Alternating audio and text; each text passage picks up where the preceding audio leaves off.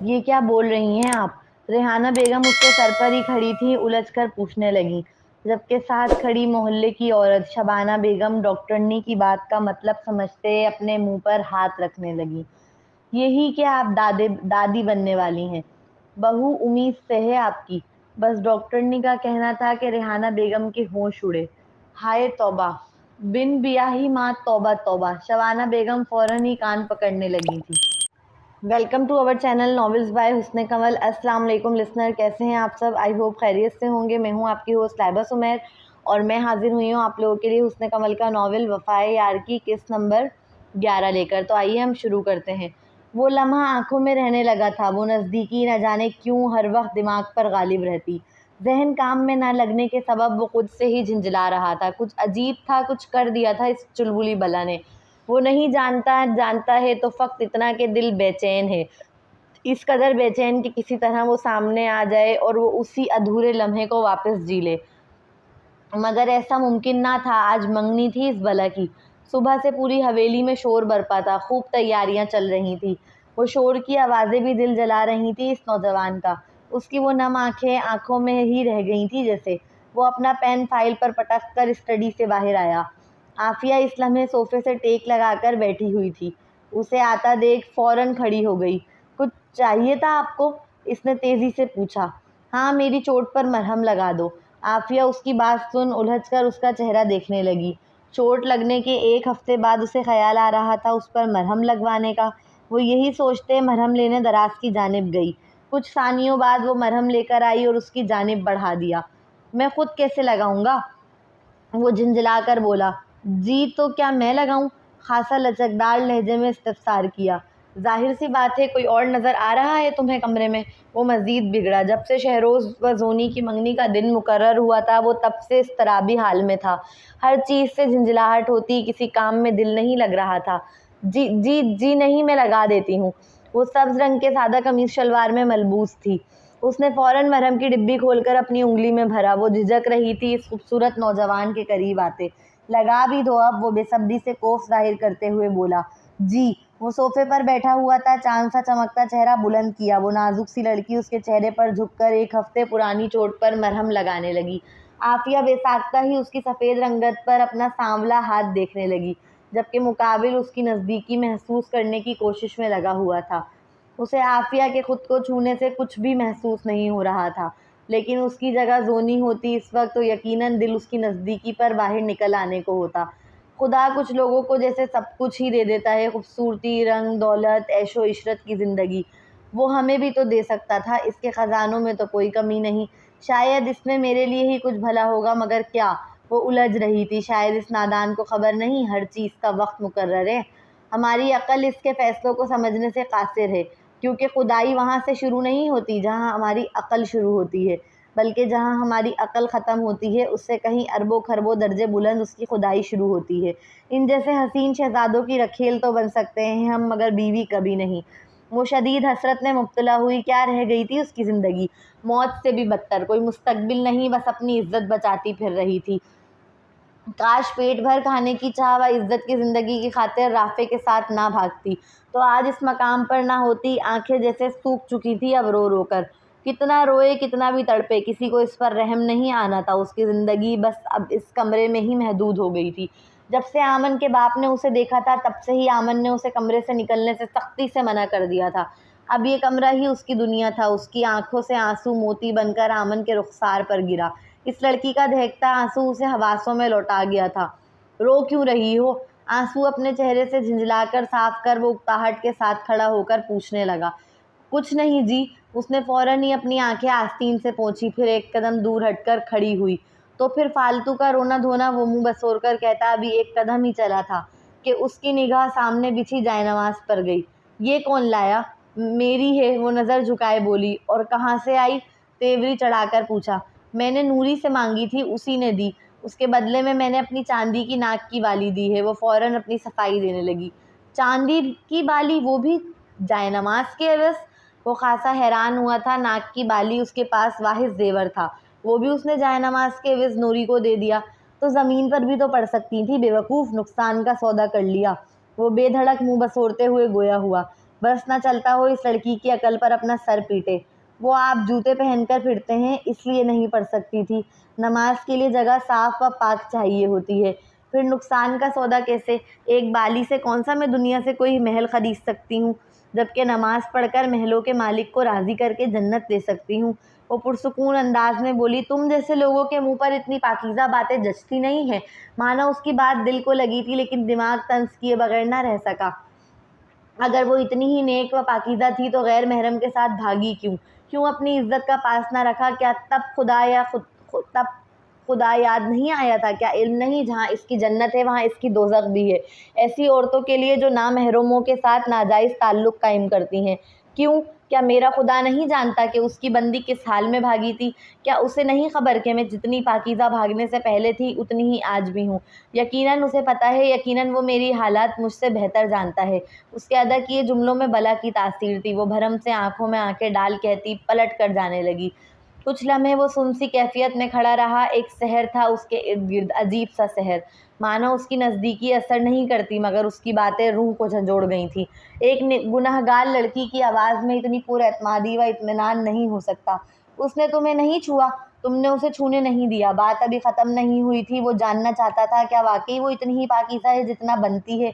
दोनों हम निकाह के ख्वाहिशमंद थे, जिस्मों के नहीं। वो पलट कर जताते हुए बोली, मैं मान ही नहीं सकता कि एक मर्द अपने साथ 7 दिन औरत को रखे और कुछ ना करे। मर्द ही था ना वो आखिरी जुमला नहायत तंज़िया इस्तफ़सार किया। आप भी मर्दी हैं ना? इसी का सवाल उसी पर इत्मीनान से उल्टा। मेरी बात अलग है, वो अकड़ कर मगरूर लहजे में बोला। राफ़े से ज़्यादा नहीं, वो भी आप जैसा ही था, बग़ैर किसी रिश्ते के औरत की इज़्ज़त बचाने वाला।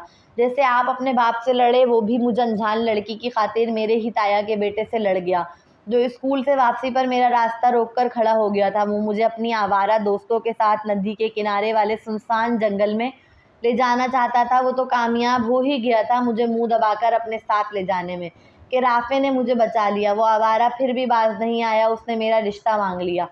अम्मा अब्बा उसकी आवारागर्दी से बाखबर थे, इसलिए रिश्ते की मना कर दिया। वो बहुत लड़े, वो ठहरे, खाते पीते पंचायत लगवा दिया। आपके दादा ने उन्हीं जालिमों के हक़ में फ़ैसला किया। वो अकड़े। ताया ने मेरे माँ बाप के मुँह पर कहा कि वो देखते जाएं अब वो मेरे साथ करते क्या हैं।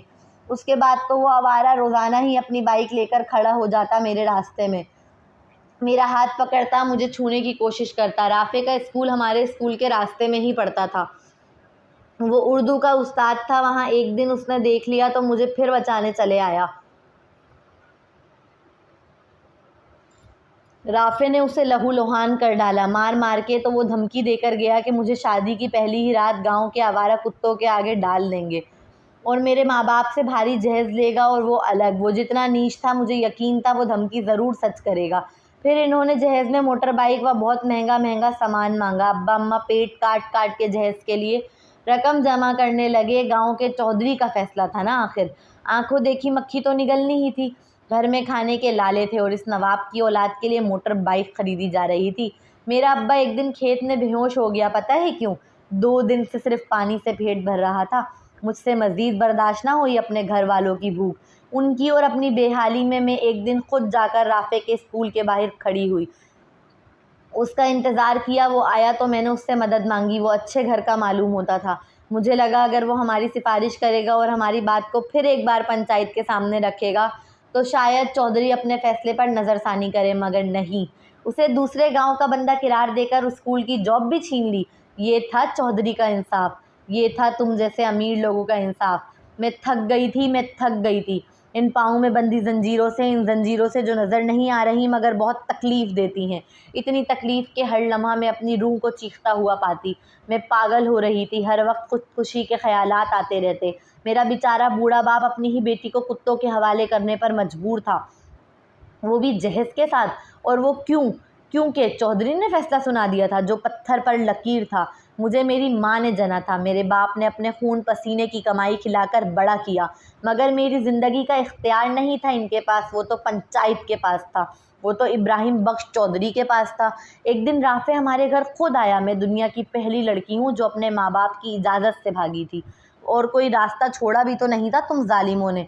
और तुम कहते हो मैं गंदी हूँ। अगर मैं गंदी हूँ तो आमन बख्श चौधरी, अपना गिरेबान भी कभी वक्त मिले तो झांकना, पता चलेगा क्या हो तुम। कहने को उसका हर जुमला ही दिल को लगा था, मगर आखिरी जुमला वो तो जैसे दिल के आर पार हुआ। वो बिल्कुल साकित था, इस कदर साकित के जैसे बेजान पुतला हो। क्या तलाश थी और क्या पा रहा था। उसे लगता था सिर्फ जोनी ही लड़की होने के सबब जुल्म सितम सहती आई है, मगर सामने खड़ी तो उससे कहीं आगे थी। अगला सीन। वो सच सवर कर बैठी थी कि कमरे का दरवाज़ा नॉक हुआ। हेलो अंकल, वो मुस्कुराकर आईने में उसका अक्स देखते हुए बोली। न जाने क्यों इस चुलबुली गुड़िया की मुस्कुराहट आज दिल जला रही थी। तुम तो बहुत खुश नजर आ रही हो। वो शिकवा किए बगैर ना रह सका। शिकवा करना नहीं चाहता था, मगर खुद को रोक भी तो ना सका। जोनी उठकर अपना गुलाबी रंग का शरारा संभालती उसकी जानिब आई। तो आप क्या चाहते हैं अंकल? आपके गम में बैठकर सोग मनाऊं? वो मज़ाहिका ख़ैज़ अंदाज में इस्तिफ़सार करने लगी। क्या देखने आए थे शामिर तुम? वो खुद से ही पूछ रहा था। एक आस थी जो खींच लाई थी इस जानिब कि शायद वो भी दुखी हो, मगर उम्मीद के बिल्कुल बरक्स पाया। वो तो सजी सबरी तैयार बैठी थी इस मंगनी के लिए, किसी और की हो जाने के लिए। एक लम्हा मज़ीद वहाँ ना रुका, हत्ता कि उसकी बात का रद्द तक ना किया। सुर्ख डोरे आंखों में सजाए वो पलटकर हवेली से बाहर चल दिया। मंगनी में शिरकत करने का कोई इरादा नहीं था उसका।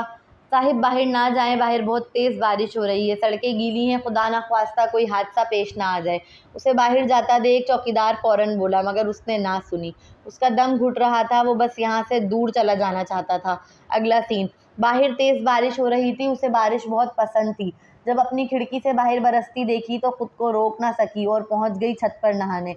वो आंखें मूंदकर बाहें फैलाए गोल घूमते हुए बारिश का मज़ा ले रही थी। आलियान, तुम कब आए? अचानक उसे खुद पर किसी की निगाह महसूस हुई। उसने आंखें खोलकर पलट कर देखा तो आलियान सीढ़ियों के पास खड़ा उसे ही मुस्कुराता हुआ देख रहा था। बस अभी। लगता है तुम्हें बारिश बहुत पसंद है, वो मुस्कुराते हुए गोया हुआ। बहुत ज़्यादा। पर तुम वहाँ क्यों खड़े हो? बारिश में आओ ना। नहीं, मैं यहीं ठीक हूँ। वो सीढ़ी चढ़कर छतरी के साए में खड़ा हो गया था। इतनी मज़ेदार बारिश में कोई कैसे रोक सकता है खुद को? चलो आ जाओ, ज़्यादा नखरे ना दिखाया करो। अरे मामी आप? अभी वो आलियान को बुला ही रही थी कि रेहाना बेगम भी छत पर पहुंच गई। हाँ तो अपने घर की छत पर आने के लिए अब मुझे क्या तेरी इजाज़त की ज़रूरत है? वो हकारत से तंज करते हुए बोली, मगर मरियम ने बुरा ना माना। उसके कान जो आदी हो गए थे हर वक्त उनकी जली कटी सुनने के लिए। मॉम, आलियान फ़ौरन ही उन्हें घूरने लगा। अच्छा, न जाने क्या हुनर है इस लड़की के पास। मेरे दोनों बेटे ही मुझे आंखें दिखाते हैं इसके लिए। मैं तो अरमान को बचा रही थी, यहाँ तो आलियान का भी वही हाल है। वो मुंह बिगाड़कर दिल ही दिल में कुड़कुड़ाई। चले मेरे साथ, मरियम उन्हें लेने आई थी। नहीं भाई, मुझे नहीं नहाना। वो तेज़ी से सपाट लहजे में इनकार करने लगी। वो यहाँ नहाने थोड़ी आई थी, वो तो आलियान के पीछे पीछे आई थी। चलो आलियान, तुम चलो। मरियम ने उसे खींचा तो वो मुस्कुराते हुए अपनी छतरी अपनी माँ को पकड़कर चल दिया, जैसे बस उसी के हाथ पकड़कर बुलाने के इंतज़ार में खड़ा हो। वो बारिश में जाकर खड़ा हुआ तो चंद मिनटों में वो पूरा भीग चुका था। मरियम अपनी ही धुन में मगन नहा रही थी। रेहाना बेगम दूर खड़ी इन दोनों पर नज़र रखने का काम कर रही थी। रेहाना, अचानक नीचे से नूरा साहब की आवाज़ आई। आ रही हूँ। एक तो इस आदमी ने सुकून नहीं लेने देना होता। वो मुंह बसोरती वापस नीचे चले गईं। आलियान मरियम को बारिश में बदमस्त होकर नहाते देखने लगा। वो बहुत खूबसूरत लग रही थी, ख़ास तौर पर उसके चेहरे पर आई मुस्कान। इतनी खूबसूरत लड़की उसे पसंद करती है, ये सोच वो ब्लश करने लगा। उसके खूबसूरत सरापे से निगाह नहीं हट रही थी। वो मुस्कुराते हुए उसे टुकटुकी बांधे देखता चला जा रहा था। एक नया एहसास जन्म ले चुका था उसके दिल में। अगला सीन। बड़ी बीबी जी बुला रही हैं आमन बाबा को। मंगनी का प्रोग्राम शुरू हो गया है। एक मुलाजिमा आकर दरवाज़ा नॉक करने लगी। आमन तो जलकर पूरे कमरे में अंधेरा कर बेड पर लेट गया था। सोया था या नहीं ये आफिया नहीं जानती। आफिया को अजीब लगा था उसका रवैया आज। वो कब से 7 बजे ही सोने लगा। वो तो सो गए हैं। अच्छा तो फिर तू आजा, पता है दावत ख़त्म होने के बाद बचा हुआ खाना मिल जाएगा। बड़े मज़े मज़े के पकवान बने हैं आज। और तो और बड़ी बीबी जी सदका खैरात भी मुलाजमीन में बांटेंगी। आ जा। वो मुलाजमा इसे दावत देकर चली गई। आफिया ने सोचा थोड़ी देर की तो बात है, वो खाना ले आएगी। और कुछ पैसे भी, हवेली में कोई भी मुफ्त में काम नहीं करता, सबको पैसे खिलाने पड़ते हैं, चाहे नूरी हो, दरख्शा हो या नीलम। वो आहिस्तगी से अंदर आई, अपना हुलिया दुरुस्त करने के लिए लाइट ऑन की, फिर आईने के सामने खड़ी होकर अपनी चोटी खोलने लगी। क्या कर रही हो? अभी चोटी पूरी खुली भी ना थी कि जिसका डर था वही हुआ। आमन उठकर बैठकर तेवरी चढ़ाए उसे ही खा जाने वाली निगाह से तकते हुए पूछ रहा था। वो मैं बाहर दावत में अल्फाज खौफ के मारे साथ छोड़ गए। मुकाबिल की सुर्ख आंखें देख अपना सांस अटकता हुआ मालूम हुआ। जाना चाहती हो? उसे लगा वो गुस्सा करेगा जैसे हर बार करता है, मगर नहीं, वो तो तहम्मुल से आईब्रोज काकर पूछने लगा। जी नहीं नहीं नहीं, बिल्कुल नहीं जी। वो समझ ही ना पाई हाँ करे या ना। जाओ, मगर सिर्फ 15 मिनट हैं तुम्हारे पास, फिर कमरे में वापस आ जाना खुद ही। वो सर्द मेहरी से कहते वापस लेट गया। तैयार हो जाऊं? उसने आहिस्तगी से पूछा। हो जाओ, करवट लेते जवाब दिया। आपके सामान से? इजाज़त मिलते ही उसका चेहरा खिल उठा था। वो फौरी अपने बाल खोलकर सेट करने लगी। उसे नहीं खबर आमन के साइड टेबल पर लगे लैंप पर शीशे से काम हुआ था, जिसमें आफिया का बाल संवारने का अक्स वो साफ देख पा रहा था। उसके चेहरे पर बड़ी सी मुस्कान थी। वो बस खामोशी से उसे तैयार होता देखता रहा। सुनो, जब वो चोटी बनाकर और चेहरे पर हल्का सा टेल्कम पाउडर लगाकर बाहर जाने लगी तो वो फिर उठकर बैठा। जी, मेरा बाप नज़र आ जाए तो काली बिल्ली गुमान करके वापस पलट आना, चाहे 1 सेकंड ही क्यों ना हुआ हो। तुम्हें बाहर निकले और दुपट्टा ओढ़ कर जाओ। वो सख्ती से हुक्म सादिर कर वापस लेट गया। लाइट बंद करती जाना। आप जाग रहे हैं तो आप भी चले ना, मुलाजमा बुलाने आई थी आपको, वो लचकदार अंदाज में बोली। आमन का करीब होना उसे तहफ़्फ़ुज़ बख्शता था। वो होगा तो किसी की मजाल नहीं कि उसे देखे, हत्ता कि उसके बाप की भी नहीं। माना इस दिन वो थप्पड़ मार गए थे, मगर आमन के रुखसार पर आए निशान के सबब इब्राहिम बख्श ने उनकी खूब क्लास लगा दी थी, जिसके बाद अभी तक तो इन्होंने इसके कमरे का रुख नहीं किया था। लगता है तुम्हारा दिल नहीं है जाने का, वो तिरछी निगाहें करते मफ़ाहिमाना अंदाज में बोला। नहीं नहीं, मैं तो जा रही हूँ, तेज़ी से कहकर कमरे से निकली। बाहर निकली तो खूब शोर शराबा, नाच गाना चल रहा था। सामने झूले पर एक खूबसूरत गुड़िया गुलाबी शरारे में मलबूस नजर आई। अभी तकरीब शुरू हुई थी, फिर इसकी निगाह सीढ़ियों से उतरते खूबसूरत नौजवान पर गई। शहरोज सफ़ेद कुर्ते शलवार में मलबूस मुस्कुराता हुआ नजर आ रहा था और शाहीन बेगम खूब इस पर पैसे उड़ा रही थी। वो यूं ही मुस्कुराते हुए अभी सीढ़ियों से उतर रहा था कि निगाह सफ़र करते साइड में खड़ी लड़की पर गई। उसके कदम ठहर गए। एक लम्हे के लिए दिल को शिद्दत से उसे देख कुछ हुआ। क्या हुआ बेटा? शाहीन बेगम ने उसके कदमों को रुकता देख फिक्रमंद लहजे में पूछा। कुछ नहीं, वो नफ़ी में सर झटकते मुस्कुरा दिया, लेकिन न जाने क्यों आफिया को देखने के बाद दिल में खलिश महसूस हुई। उसकी निगाहें कितने ही दिनों से इस लड़की को ढूंढ रही थी, मगर वो तो जैसे गायब हो गई हो। और आज नज़र आई भी तो कैसे मौके पर। अगर अपनी माँ के साथ हुए जुल्मों का हिसाब ना लेना होता तो वो जोनी से शादी कभी ना करता। अपनी माँ को इन जुल्मों से आज़ाद कराने की चाह लिए हुए था वो लड़का, और ये मकसद इतना बड़ा था कि उसके आगे वो अपने दिल की हर ख्वाहिश को मार सकता था। शाहीन बेगम जोनी के बराबर में बैठी और उनके बराबर में शहरोज़। शाहीन बेगम ने ही जोनी की तरफ से शहरोज़ को अंगूठी पहनाई, फिर शहरोज़ की जानिब से जोनी को। ना चाहते हुए भी शहरोज़ की निगाह घूम फिर कर आफिया पर जाकर ठहर जा रही थी, जो उसे देख मुस्कुराने लगी। शहरोज़ का हुस्न सलूक भूली नहीं थी वो लड़की, मगर काश भूल जाती, क्योंकि वो नहीं जानती किसी की बड़ी शिद्दत की तलब बन चुकी थी वो। उसे मुस्कुराता देखने के बाद दिल में मज़ीद हलचल मची। वो रंजीदा सा मुस्कुरा दिया। अगला सीन। पूरी मंगनी में वो मुस्कुराती रही। शाहमीर और आमन का मंगनी में शिरकत ना करना उसकी जीत थी। अब इंतकाम की घड़ियां ज़्यादा दूर ना थीं। वो कैसे खुश ना होती। जब औरतों की अलग से महफिल सजी तो वो अपनी मंगनी की खुशी में खुद अपना गुलाबी रंग का शरारा संभालती नाची, मगर वो कहाँ जानती थी कहीं बहुत दूर कोई और बारिश में भी नाच रहा था। वो इंतकाम की आग में नाच रही थी, वो पहली मोहब्बत की खुशी में नाच रहा था। दोनों ही खुश, बहुत खुश थे आज। अगला सीन। अरमान की वापसी का दिन था आज। उसने फ़्लाइट में बैठने से पहले कॉल की थी। मरियम पलके बिछाए मुंतज़िर थी अपने शौहर की वापसी की। आलियान और नूरा साहब बस निकलने ही वाले थे एयरपोर्ट जाने के लिए। डैड जल्दी करें, वो कलाई में बंधी घड़ी देख आवाज़ लगा रहा था। 5 मिनट लगेंगे मामू को, अभी वो नहाने गए हैं, मरियम मुस्कुराते हुए बताने लगी। उसके चेहरे से आज खुशी के जाम बट रहे थे। उफ डैड भी ना, हम लेट हो जाएंगे, वो मुंह बसोरते हुए कहता टीवी खोलकर चैनल बदलने लगा कि अचानक एक न्यूज़ सुन उसके रोंगटे खड़े हुए। अरमान जिस एरोप्लेन में वापस आ रहा था उसके क्रैश हो जाने की न्यूज़ चल रही थी। ये नहीं हो सकता। न्यूज़ सुनते ही मरियम के पाँव से जान निकली। वो धड़ाम करके फर्श पर गिरी थी। ये नहीं हो सकता। वो फिर चीखी। उसकी चीख दिल दहला देने वाली थी। उसकी मोहब्बत, उसकी ज़िंदगी, उसकी वाहिद खुशी, उसके अरमानों का ख्वाबों का जहां सब लम्हा भर में बिखर कर रह गया था। उसका शौहर मर गया था, उसकी पहली मोहब्बत। कल रात तो वादा किया था उसने कि वापस आकर अपने प्रोजेक्ट की कामयाबी के साथ साथ शादी का ऐलान करेगा। फिर क्या हुआ? ये कैसा वादा था यार का जो वफा ना हुआ। माँ बाप, नाना नानी और अब शौहर, इसका तो सभी लुट गया था। वो कैसे ना बिखरती, लोगों के संभालने से संभल नहीं रही थी वो लड़की। उसके शौहर की मैयत के नाम पर घर में सिर्फ कपड़े और उसकी घड़ी आई थी।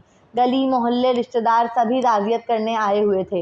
रेहाना बेगम का जवान बेटा चला गया था। आलियान गम से निढाल एक साइड में बैठा हुआ था। उसका भाई, उसकी जान, उसका साथी, उसका दोस्त आज यूं ही चला गया। वो वापस नहीं गया था अभी तक कि अपने भाई से मिलकर जाएगा। अरमान अरमान। मरियम उसकी घड़ी हाथ में लेकर तड़प तड़प कर रोते हुए बेहोश हो गई।